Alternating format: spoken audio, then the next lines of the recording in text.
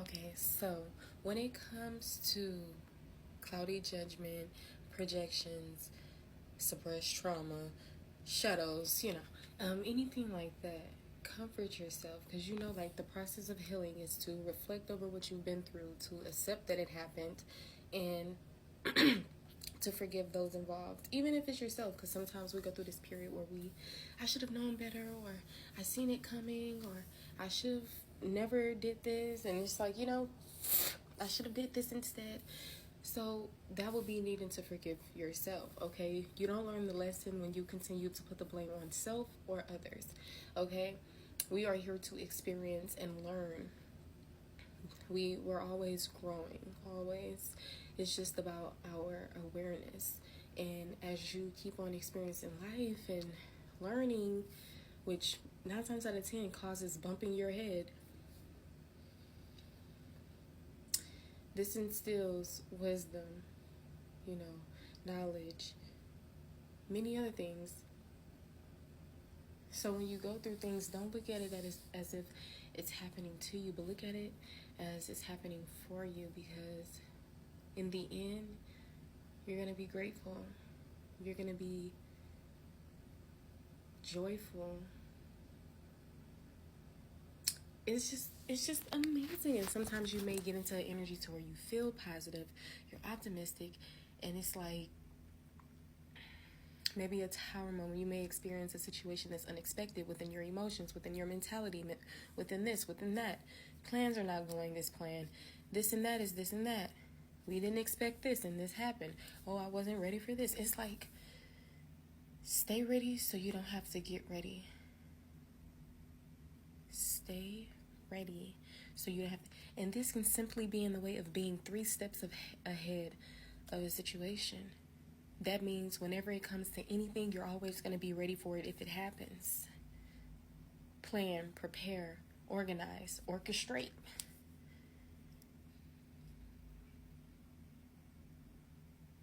It's like an energy of cautious, not paranoid.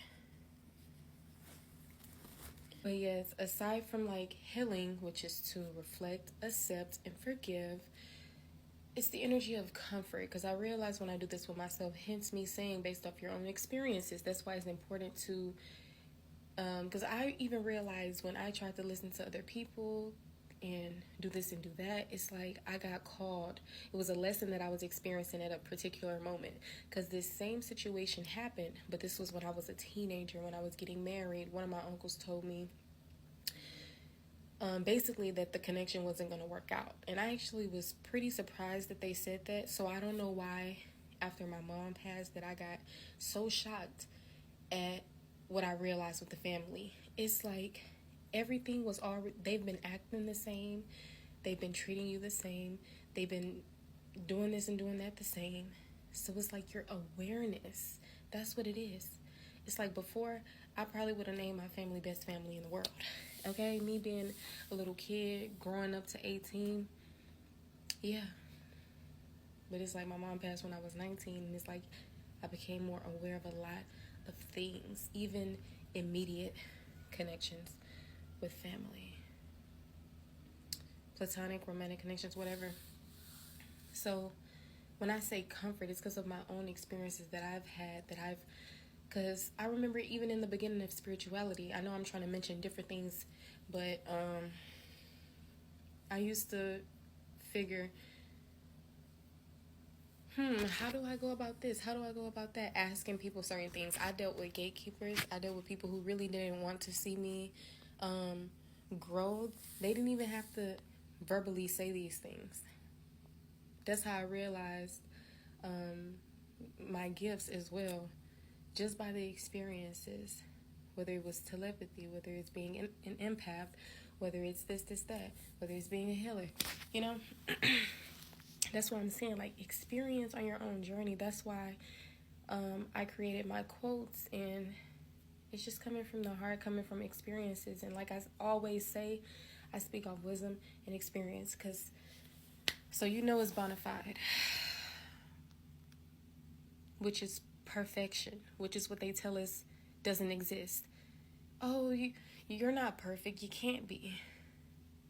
oh, God is not within you. That's what they call it. I don't know why I'm thinking of blasphemy.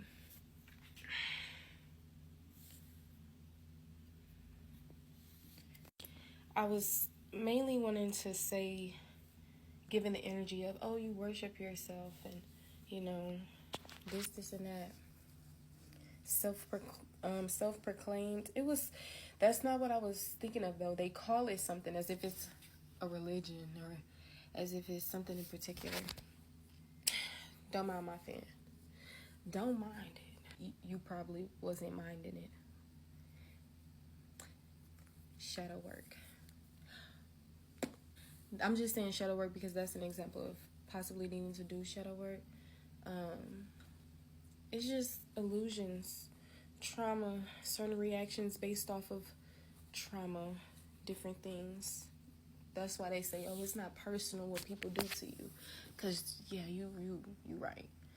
Like, yeah, maybe they did get mad at you, took it out on you. Yeah, maybe they did cuss you out. Yeah, maybe y'all did get in a physical fight. Maybe they did call child protective services on your kids and you. Maybe they did, just anything, to be honest.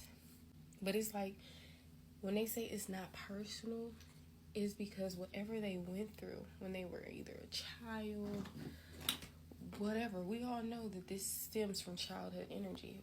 That's why it's really important when it comes to how people are raised, because the generational curses and the ancestral patterns that never gets learned because it's a repeat. It's like another person's get born. This person is misled. This person is brainwashed. This person is this. I don't really want to say brainwash. I don't want to do nobody like that. But anyways, this message was supposed to be really specific and narrowed down to the energy of comforting self, because that is what I do on certain situations, and it's even more immaculate when you grow and this promotes awareness, what I'm saying, to things, especially when you're ascending. I know I was going somewhere with this message. That means I'm gonna have to make a part 2, and it's possibly not gonna be right now. I'm gonna leave it at possibly instead of saying it's not gonna be. We don't want to manifest it, okay? But even though in my reality I still wouldn't manifest it, but I did experience a lesson to where that did happen, though. That's what I'm saying. When you need to learn a lesson, that's also what I was mentioning, how the same situation happened, but at one point in time I wasn't learning that lesson. I was focused in on a different situation that was supposed to be taught to me, because that's how I didn't realize that these people that I thought were so great, that I'm like, oh, I realize who they are now. I realize it's like, babe, they've been doing this same stuff. Like, they've been doing this since you thought they were the best fam in the whole world. Your cousins, your uncles, your great whoever's, them. It's like the whole family, the whole friends, I don't want to say throw the whole childhood away. I don't want to do that. But it's just you become aware of a lot of things. You start realizing people don't love you for real because they don't know what that is. You realize you're the only one who's capable of giving it, but as being a people pleaser and it's breaking out of that energy, you like, oh babe, I can't do that no more. I ain't doing that. That's interfering with my peace, and so is not being happy. So is not doing what the hell you want to do, and then when you get about 80, 70, 60, it's gonna be some regrets. I'm not saying that's how it's gonna be for you, but you hear a lot of people getting older. Oh yeah, I wish that ain't gonna happen. Okay, but that's the reality of certain things. But you guys, you're breaking generational curses, especially if you see 144 and 444 live.